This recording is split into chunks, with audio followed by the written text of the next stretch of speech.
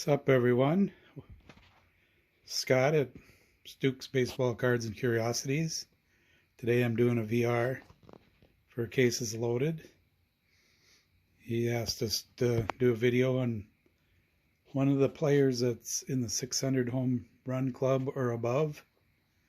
My choice is Willie Mays. You can see we'll go over some of these items in the picture here.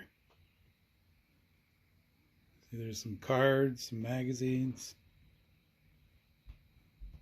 test issue I showed off this morning, Heartland Statue, autographs. My most vivid memory of watching Willie Mays was on a Saturday game of the week. I think I was about 12 years old. And I had him on baseball cards, from 1967 when I started collecting.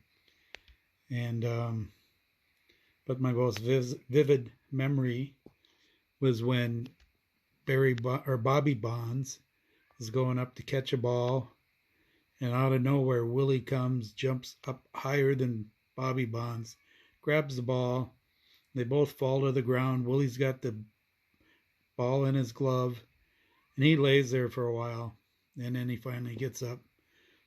But that's one play of Willie Mays that I'll never forget. These are my first two Willie Mays cards. I opened them, and they came pack-pulled 1967. As you can see, they've had a lot of character added to them over the years. And here's my original pack-pulled game card from 1968. These were fun playing baseball games with. You'd put your lineup on the floor, and your buddy put his lineup on the other side, and you'd flip these cards over and play a game. A couple cards from 1969. That's the decal. And these were pack inserts, and this is an O-Pee-Chee Decal Edge. And I'm also collecting an exhibit set, so I need every variation. There's printed in USA, made in USA. These are both printed in USA. The one on the right is a stat back. These are the San Francisco Giants and the New York Giants. And I've got 5 different, and I need 5 more to complete the run of the Willie Mays variations. Here's a ticket stub from the 1965 AllStar Game. Willie started in the outfield with Hank Aaron and Willie Stargell. On the bench for the outfielders, it was Roberto Clemente, Roberto Clemente, Frank Robinson, Billy Williams, and Johnny Callison. Willie led off the game, his leadoff hitter for the National League, with a home run. And in the 7th inning, he scored the winning run. Here's a snapshot of Willie. And it's from Wrigley Field. You can see the ivy in the background. The old buildings that used to be there. I don't know if they're still there at Wrigley Field. If I remember correctly, it's been built up quite a bit around there since this time. This is a nice shot of Willie. And here's the 1958 through 62 Heartland Statue.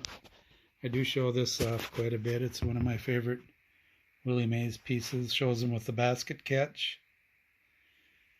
And there's the Heartland Plastics logo on the belt. Willie and Roberto Clemente were famous for their basket catches. Here's a group of ticket stubs I picked up at the world's largest flea market in Canton, Texas. Willie Mays All-Stars, circa 1956. Willie and his traveling team that included Hank Aaron went around and played a minor league team that included Country Western Hall of Famer Charlie Pride. I was able to pick up a few tickets back a year or so ago at the Canton, Texas flea market. 1972 Ebony Magazine. There's a feature on Willie Mays and his wife as they honeymoon in Acapulco, Mexico. And here's another Ebony Magazine from 1954. What's next for Willie Mays? They had just won the World Series. In 54, there's his manager, Leo Durocher.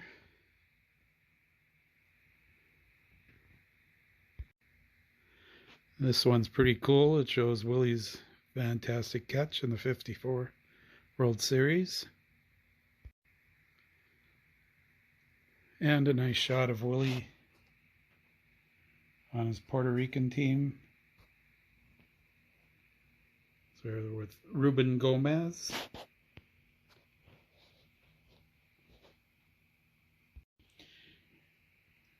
And I can't have a Willie Mays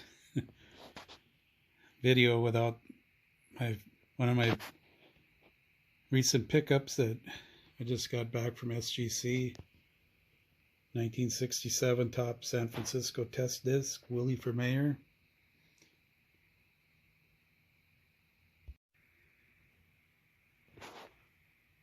Here's a 1954 Baseball Digest, Willie with all his bats on the cover. And he was chasing Babe Ruth and Hank Wilson, trying to break the record of 56 for the National League and 60 for the American League. And here's the tracker you can use. He's ahead of pace for both players going into August.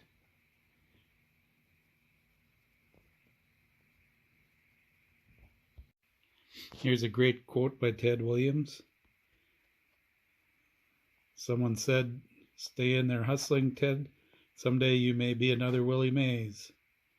Ted replied, "Know what I think?" he said. "There isn't any such guy as Willie Mays. There couldn't be. He's just one of those things New York writers dream up on their typewriters." Here's a Willie Mays signed 8x10 photo, PSA DNA authenticated.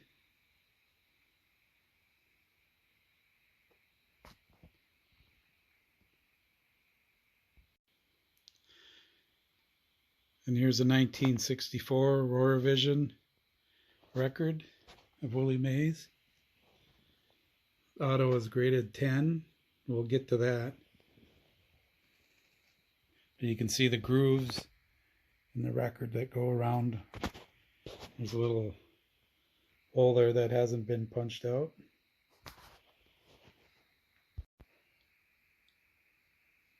Here's the back of the record, and you can see the money shot, the nice Willie Mays autograph. Congratulations on 1,000+